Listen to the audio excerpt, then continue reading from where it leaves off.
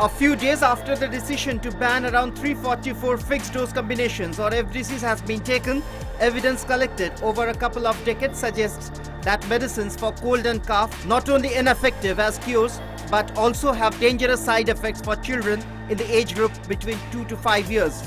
Alarmingly, according to a study conducted across various cities, the prescription of such medicines is rampant among child specialists. The result published in the latest issue of a medical journal, medicines are prescribed by 82% of respondents for children below 2 years and 85% for children below 2 to 5 years. The danger of prescribing cough and cold medication CCM lies in the unwarranted way they affect the body. News Street Desk.